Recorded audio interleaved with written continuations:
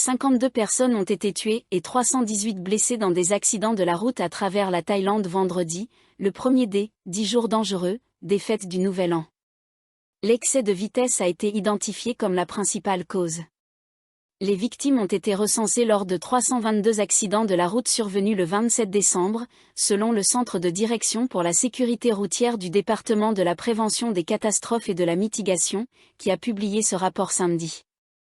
Cette année, les autorités ont prolongé la campagne de sécurité routière pour le Nouvel An à 10 jours, contre 7 auparavant, dans le but de sensibiliser davantage le public et de promouvoir une conduite plus responsable.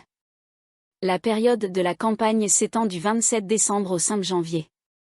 L'excès de vitesse reste la principale cause des accidents, représentant 39,4% des cas enregistrés vendredi, suivi par les dépassements dangereux, qui comptaient pour 20,5%. Comme les années précédentes, la majorité des véhicules impliqués dans les accidents étaient des motos, représentant 85,2% des cas. Le plus grand nombre d'accidents, soit 47,8%, s'est produit sur les routes du département des routes nationales, tandis que 28% se sont produits sur des routes de village. L'heure de pointe des accidents se situait entre 18h et 19h. Les personnes âgées de 50 à 59 ans étaient le groupe d'âge le plus touché en termes de blessures et de décès. La province de Nakhon Si Thammarat a enregistré le plus grand nombre d'accidents avec 17 cas, ainsi que le plus grand nombre de blessés, également 17. Cette province du Sud et Bangkok ont compté le plus grand nombre de décès, avec 4 morts chacune. Il y a un an, un total de 284 personnes avaient perdu la vie et 2307 avaient été blessées dans 2288 accidents de la route pendant les 7 jours dangereux, des fêtes du Nouvel An. Les routes thaïlandaises figurent depuis longtemps parmi les plus dangereuses au monde. Selon les données les plus récentes recueillies par l'Organisation mondiale de la santé en 2021, la Thaïlande se classait 16e sur 175 pays en termes de mortalité routière, avec 25,4 décès pour 100 000 habitants.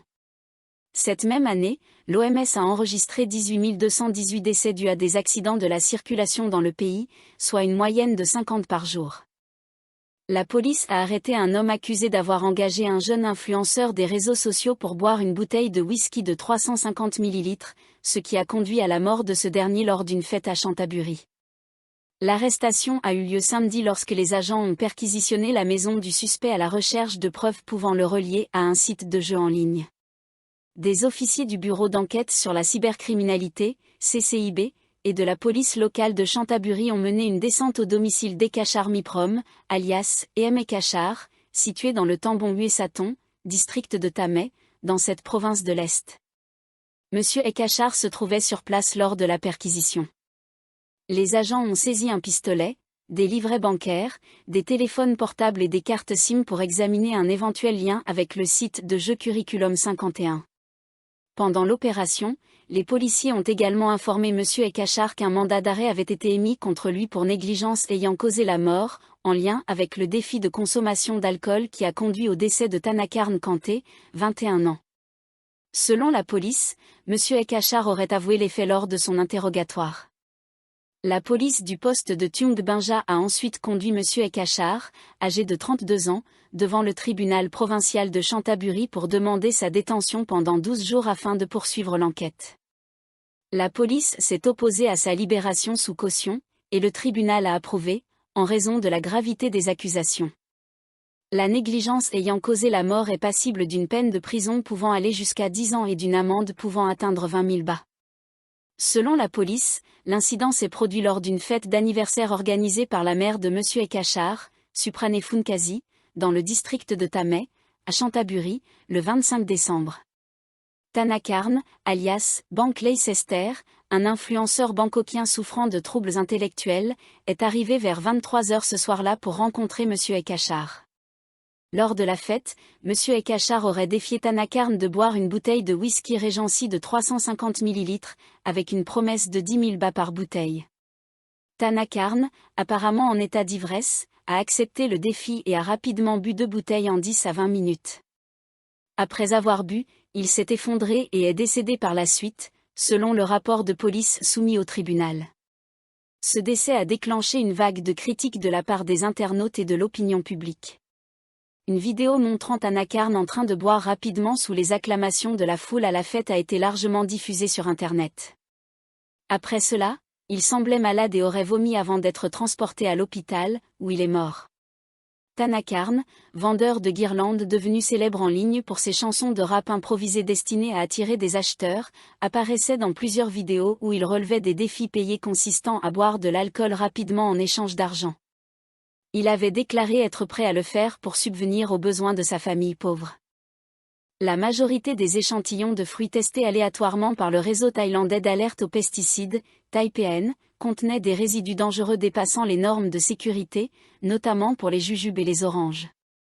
Prokchol Uzap, coordinatrice de ThaiPN, a déclaré vendredi que le réseau avait collecté 85 échantillons de pommes, fruits du dragon, goyaves, jujubes et oranges, tant importés que produits localement, dans des supermarchés et marchés frais répartis dans 12 provinces, dont Bangkok, Chiang Mai et Rayong, entre le 27 novembre et le 11 décembre. Elle a précisé que les fruits avaient été soumis à des tests de détection de résidus pour 419 substances chimiques au laboratoire BVAQ en Thaïlande. L'analyse a révélé que des résidus de pesticides dépassaient les normes de sécurité dans tous les types de fruits testés. En outre, les fruits produits localement contenaient du chlorpyrifos, un produit chimique agricole dangereux que la Thaïlande a interdit comme substance toxique de type 4, interdisant sa production, importation, exportation et possession depuis le 1er juin 2020. Les résultats ont montré que les 15 échantillons de jujubes analysés contenaient des résidus dangereux dépassant les normes de sécurité, avec 6 échantillons présentant des niveaux élevés de chlorpyrifos. Pour les oranges, seulement 3 des 17 échantillons analysés respectaient les limites de sécurité, tandis que 14 dépassaient les normes. Le chlorpyrifos a été détecté dans 4 échantillons, notamment 2 mandarines importées de Chine et 2 autres produites localement à Vichy et Chiang Rai. Concernant les pommes, les résultats ont montré que 4 échantillons étaient exempts de résidus de pesticides, tandis que 13 en contenaient, mais un seul dépassait les valeurs standards.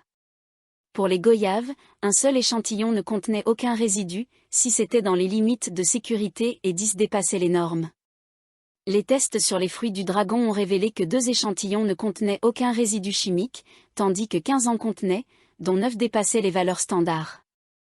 Un des échantillons marqué comme produit biologique avec une certification PGS, système de garantie participative, présentait également des résidus toxiques. ThaiPN prévoit de transmettre ces résultats aux autorités gouvernementales concernées pour examiner les normes de certification biologique, a indiqué Madame Prokchol. En octobre, ThaiPN avait mené des tests similaires sur des raisins Shine Muscat vendus en Thaïlande, avec des résultats tout aussi préoccupants montrant des niveaux de résidus non conformes aux normes de sécurité. Cette année a été marquée par un changement de Premier ministre malgré une unité relative au sein du gouvernement de coalition. Cependant, cette unité a été mise à l'épreuve et reste loin d'être solide, selon une source politique. La plupart des gouvernements dans l'histoire de la Thaïlande sont tombés pour plusieurs raisons, un coup d'État militaire, un effondrement interne dû au retrait de partenaires de coalition, ou la destitution d'un Premier ministre par la Cour constitutionnelle. L'administration de Srettha Thavisin a pris fin lorsque le Premier ministre a été démis de ses fonctions par la Cour constitutionnelle en août. Bien que M. Srettha soit un magnate de l'immobilier, il n'a pas réussi à démontrer des compétences politiques convaincantes. Sa ténacité en tant que Premier ministre semblait reposer uniquement sur le soutien du parti Pheu Thai. Les pieds de M. Srettha n'étaient pas fermement ancrés au sol, pour ainsi dire, a déclaré la source. Il a été critiqué pour son manque d'initiative et de leadership fort. Par exemple, le projet phare du Pheu Thai de distribuer 10 000 baht via un portefeuille numérique, qui était une promesse électorale majeure, n'a pas été mis en œuvre sous son mandat malgré l'obligation légale. De plus, M. Srettha a été l'un des premiers ministres les plus voyageurs du pays, effectuant 12 voyages internationaux dans 16 pays en moins d'un an, entre le 22 août 2023 et le 14 août 2024. Selon la source, M. Srettha aurait été positionné par le parti au pouvoir comme le « visage » du gouvernement, tandis que les affaires politiques en coulisses étaient laissées au poids lourd du Pheu Thai. Cela lui a permis d'éviter les problèmes épineux pendant la période de grâce du gouvernement après les élections générales de l'année dernière. Cependant, en tant que Premier ministre, il ne pouvait pas continuellement éviter les questions politiques, dont certaines menaçaient la survie du gouvernement de coalition. Un sujet brûlant concernait son intention de reclassifier le cannabis comme substance narcotique, ce qui a opposé le feu Thaï au Bumjete, le deuxième plus grand parti de la coalition, qui avait défendu la légalisation du cannabis. Monsieur Sreta a déclaré à France 24 son intention de limiter l'usage du cannabis, légalisé en 2022, et de le reclasser en substance narcotique en raison de ses impacts sociaux. En juillet, Monsieur Hanutin, chef du Bumjete, a contesté ce projet, arguant qu'il manquait de preuves convaincantes. Sous pression, M. Sreta a reculé en août, ordonnant une loi pour réguler l'usage du cannabis, indiquant que la plante resterait exclue de la liste des substances narcotiques. Cependant, ce recul n'était qu'un avant-goût de ce qui allait sceller son sort. Le 14 août, la Cour constitutionnelle l'a reconnu coupable d'une grave violation éthique pour avoir nommé Pichi Chuanban, un ancien condamné, comme ministre. Cette décision a entraîné sa destitution après moins d'un an au pouvoir. M. Sreta a été remplacé par Paetongtarn Shinawatra, la fille cadette de Thaksin Shinawatra, le chef de facto du feu Thaï. Elle a pris ses fonctions 2 jours après sa destitution, bien que la composition de son cabinet n'ait été finalisée que le 3 septembre. Les observateurs s'accordent à dire que les relations amoureuses avec le Bumjete ont été héritées de l'administration Sreta. Des controverses, telles que la question foncière de Kaokradon à Buriram, menacent de creuser un fossé entre le feu Thaï et ses partenaires de coalition. Par ailleurs, le projet de loi modifiant la loi sur l'administration du ministère de la Défense a également provoqué des tensions. Bien que finalement retiré pour révision, il illustre les défis persistants pour maintenir la cohésion de la coalition. L'héritage de Thaksin, des défis persistants. Malgré sa capacité à attirer des électeurs dans certaines provinces, Thaksin Shinawatra semble avoir perdu de son attrait auprès des « chemises rouges » idéologiques, qui ont déplacé leur soutien vers l'opposition. Ce changement reflète les défis à venir pour le feu Thaï, qui vise 200 sièges aux élections générales de 2027. Bien que le feu Thaï continue de dominer certaines élections locales, son succès repose en grande partie sur les fidèles de Thaksin. Cependant, l'incapacité à élargir sa base électorale et à séduire les jeunes générations pourrait limiter ses ambitions. En conclusion, le feu Thaï devra naviguer entre la consolidation de ses alliances politiques et la conquête de nouveaux électeurs pour maintenir son rôle dominant dans la politique thaïlandaise, tout en évitant les fractures au sein de sa coalition actuelle.